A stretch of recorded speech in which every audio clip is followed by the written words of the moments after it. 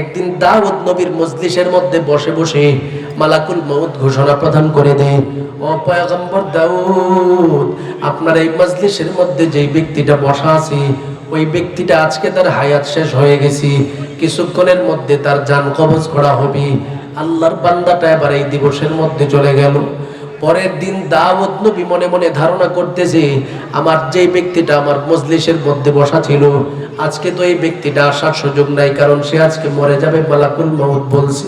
কিন্তু আশ্চর্যের বিষয় হলো দাউদ নবী পরদিন তাকায় দেখি তার মজলিসের মধ্যে ওই ব্যক্তিটা উপস্থিত হয়ে গেল। মালাকুল মউত যখন আগমন করলো, রে গোলাম, দাউদ নবী আবার মালাকুল মউতকে ডেকে ডেকে বলেন, ও মালাকুল মউত, তুমি না বলছো ওই ব্যক্তির জান আজকে কবজ করে ফেলবা? আজকে তো ওই ব্যক্তিটা আমার মজলিসে আগমন করছে, ব্যাপারটা কি? তার তো জান কবজ হয় নাই। মালাকুল মউত বলে, আমি কি করব? আল্লাহর পক্ষ থেকে তাকে 60 বছরের হায়াত বাড়াইয়া দিছে। সুবহানাল্লাহ বলে। এটা আবার কেমনে?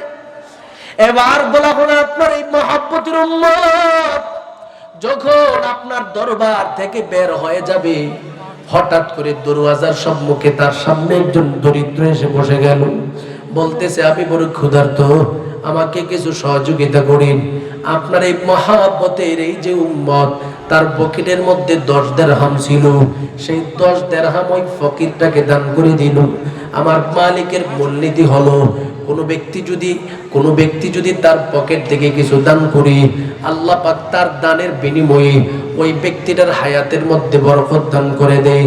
যেহেতু এই ব্যক্তিটা 10 দিরহাম দান করে দিল, কোন বর্ণনা এসেছে 6 দিরহাম দান করেছে, 6 দিরহাম দান করে দিল। এই 6 দিরহাম দান করার বিনিময়ে আল্লাহ পাক তার আমল নামার মধ্যে 60 বছরের সওয়াব দান করে দিয়েছে। সুবহানাল্লাহ। এই জন্য আল্লাহ পাক শুধু সওয়াবও দেয় নাই, 60 বছর সে দুনিয়াতে থাকবে এটারও সুযোগ তাকে করে দিয়েছে। সুবহানাল্লাহ। তাই গতকালকে নিশ্চিত ছিল আল্লাহ তাকে হায়াত বাড়াইয়া দিয়েছে। আমি মালাকুল মউত করুনটা কি বলেন? তাহলে বোঝা গেল দান করলে হায়াতও বাড়ে। কথা কোন ঠিক নেই? জমিনের মধ্যে হায়াত বাড়ে, হায়াত বাড়ে, হায়াতের মধ্যে বরকত হয়। শুধু তার মধ্যে সীমাবদ্ধ নয়, আমার রবের পক্ষ থেকে ঘোষণা প্রদান করে দেই, নবী গো, দুনিয়ার জমিনে প্রতিটা মানুষের সামনে ঘোষণা দিয়ে দেন, ওয়াল্লাইলি ইযা ইয়াগশা ওয়ান নাহারি ইযা তাজাল্লা ওয়া মা খালাকাত যাকারা ওয়াল উনসা ইন্না সা'য়াকুম লাশাত্তা। আমি মালিক সূরাতুল লাইলের মধ্যে 4টা বিষয়ের কসম খায় ঘোষণা দিতেছি, ফা আম্মা মান আ'তা ওয়াত্তাকা ওয়া সাদ্দাকা বিল হুসনা ফাসানুয়াসসিরুহু লিল ইউসরা। নবী গো, আমি রবের পক্ষ থেকে ঘোষণা প্রদান করে দিলাম, আপনার মহব্বতের উম্মতের মধ্য থেকে যারা দানবীর হয়ে যাবে, অর্থাৎ দানবীরের গুণে তারা গুণান্বিত হবে, যতটুকু সম্পত্তি দান করব সেই সম্পত্তির ভালোবাসার মধ্যে পড়ে যায় দান থেকে বিমুখ করবে না, সে দান করবে। মসজিদে হক সেখানেও দান করবে, মাদ্রাসায় হক সেখানেও দান করবে, গরিব দুঃখী ফকির হক সেখানেও তারা দান করবে। যেখানেই তারা দান করবে, আমি রবের পক্ষ থেকে তাদের জন্য সিদ্ধান্ত নিয়ে নিলাম, ফাসানুয়াসসিরুহু লিল ইউসরা। আমি আল্লাহ নিজ কুদরতিয়াতে ব্যক্তির জন্য জান্নাতের রাস্তাটাকে সহজ করে দিব। সুবহানাল্লাহ বলে। তার মানে আল্লাহ নিজে ওয়াদা দিতেছেন, ফাআম্মা মান আ'তা। মুমিনদের মধ্য থেকে যারা দানবীর হবে, দান করবে, যতটুকু রিজিক পায় সেখান থেকে যদি কারো 100 টাকা থাকে, সে যদি সেখান থেকে 10 টাকাও দান করে দেয়, আল্লাহ বলেন তার জন্য আমি রব জান্নাতের পথ সহজ করে দিব। সুবহানাল্লাহ। তার জন্য জান্নাতের পথ সহজ। এই জন্য আমার নবী রহমতে আলম নবী হযরত বেলালকে ডেকে ডেকে বলেন, রে বেলাল, আমি নবীর পক্ষ থেকে তোমাকেও ঘোষণা দিয়েছি, তুমি আল্লাহর দ্বীনের পথে দান করো, তুমি আল্লাহর দ্বীনের পথে খরচ করো। আনফিকি ইয়া বেলাল ফি সাবিলিল্লাহি মান ইসতাতা, তুমি যতটুকু সক্ষম ততটুকু দান করো। যদি একটা খেজুরের দানাও তুমি দান করে পারো, মানুষের উপকার হয়, সেটাও তুমি দান করো। দানের মাধ্যমে আল্লাহ পাক জান্নাতের পথ সহজ করে দেয়। দানের মাধ্যমে বাবা মাকে আল্লাহ পাক সম্মানিত করে, মৃত ব্যক্তিদেরকে সম্মানিত করে। কারণ আমার নবী ঘোষণা দিয়ে দেয়, ক্বালা রাসূলুল্লাহি সাল্লাল্লাহু আলাইহি ওয়াসাল্লাম, ইযা মাতা বানি আদম ইনকাতা আনহু আমালুহু ইল্লা মিন সালাস, মিন সাদাকাতিন জারিয়া আও ইলমিন ইয়ানতাফিউ বিহি আও ওয়ালাদিন সালিহিন ইয়াদউ লাহু। আমার নবী ঘোষণা দিয়ে দেয়, জমিনে যদি কোনো মুমিন বান্দা কবরবাসীদের অন্তর্ভুক্ত হয়ে যায়, তার যত আমলের রাস্তা আছে সমস্ত রাস্তা বন্ধ হয়ে যায়। আপনি এখানে বসে আছেন, এই মুহূর্তে আপনার আমলনামায় সওয়াব লিপিবদ্ধ হইতেছে। যখন আপনি মরে যাবেন, আপনার কবরে যাওয়ার পরে আর সওয়াব আগমন করবে না। তবে তিনটা এমন রাস্তা আছে, যদি দুনিয়াতে রেখে দিয়ে যেতে পারেন, প্রতিটা মুহূর্তে মুহূর্তে আপনার আমলনামার মধ্যে সওয়াবের ভান্ডার যেতে থাকবে। এক নম্বরে আমার নবী বলেন, মিন সাদাকাতিন জারিয়া, আপনি যদি সাদাকায়ে জারিয়া করতে পারেন। এলাকায় একটা মাদ্রাসার প্রয়োজন, মাদ্রাসার মধ্যে কিছু টাকা পয়সা দান করে দিয়া মাদ্রাসাটাকে প্রতিষ্ঠা করলেন, মসজিদের মধ্যে দান করে দিয়া মসজিদটাকে আপনি প্রতিষ্ঠিত করলেন, অথবা জনকল্যাণমূলক কাজ আপনি পরিপূর্ণভাবে করতে পারলেন, মানুষের উপকার হয়, যে কোনো একটা রাস্তাঘাট আপনি করে দিবেন।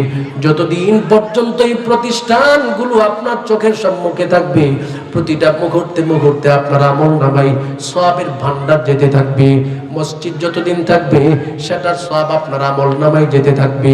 মাদ্রাসা যতদিন থাকবে, সওয়াবের ভান্ডার আপনার আমলনামায় যেতে থাকবে। কারণ মসজিদে সেজদা হবে, মাদ্রাসায় তেলাওয়াত হবে, জনকল্যাণমূলক কাজে মানুষের উপকার হবে। মানুষ যত উপকার পাবে, তত সওয়াব আপনার আমলনামায় যেতে থাকবে। সুবহানাল্লাহ বলেন। তাহলে একটা মানুষ কবরে চলে গেলে তিনটা জিনিস তার সাথে সবসময় থাকে। এক নাম্বার হলো সাদাকায়ে জারিয়া, দুই নাম্বার নবী বলেন আও ইলমিন ইয়ানতাফিউ বিহি, এমন একটা ইলম বান্দা দুনিয়াতে রেখে দিয়ে যায় যেটা থেকে অন্য মানুষেরা উপকৃত হয়। তিন নাম্বার বলেন আও ওয়ালাদিন সালিহিন ইয়াদউ লাহু, একটা নেককার সন্তান যদি বাবা মা রেখে দিয়ে যেতে পারে, সেই নেককার সন্তান যতদিন পর্যন্ত দুনিয়াতে থাকবে, ততদিন পর্যন্ত তার আমলনামার মধ্যে সওয়াবের ভান্ডার যেতে থাকবে। সুবহানাল্লাহ। তার মানে পোস্টারটা একটু দেখি তো। তার মানে এই যে আজকে আমরা মাদ্রাসার মাহফিলের মধ্যে আগমন করেছি, শ্রীরামপুর মাদ্রাসা, এই যে মাদ্রাসার মাহফিলে আমরা আগমন করেছি, এই মাদ্রাসা থেকে প্রতিটা বিষয় আমরা খুঁজে পাইতেছি। এক নম্বর মিন সাদাকাতিন জারিয়া, কোনো একটা মানুষ ইচ্ছা করলে এখানে দান করতে পারে, দান করলেই কবরের মধ্যে মাদ্রাসা আজ পর্যন্ত মনে হয় 13 বছর হয়েছে, মাহফিলের যত বছর মাদ্রাসারও তত বছর না, 13 বছর যদি মাদ্রাসা হয়ে থাকে, তাহলে এই 13 বছরের মধ্য থেকে যাদের সহযোগিতায় মাদ্রাসা উপরে উঠেছে, প্রত্যেকটা মানুষের কবরে সওয়াব আছে না নাই? সুবহানাল্লাহ খুলে বলুন সুবহানাল্লাহ। এরপরে বলেন, এই মাদ্রাসা দুনিয়াতে যতদিন পর্যন্ত থাকবে, আপনার এলাকার যে সন্তানগুলো এখানে লেখাপড়া করতেছে, এই সন্তানগুলো, একজন আল্লাহর ওলি তার সব সময় অভ্যাস ছিল, কোন একটা কবরের পাশ দিয়ে তিনি অতিক্রম করলে কবরের পাশে দাঁড়ায়া দাঁড়ায়া তিনি কবরবাসীদের জন্য একটু দোয়া করতেন, সূরা ফাতিহা পাঠ করতেন, ইস্তিগফার পাঠ করতেন।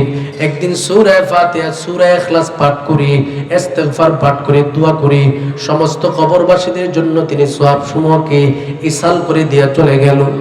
যখন তিনি তার বাড়িতে চলে যায়, বিছানার মধ্যে তিনি ঘুমের ঘোরে চলে গেল।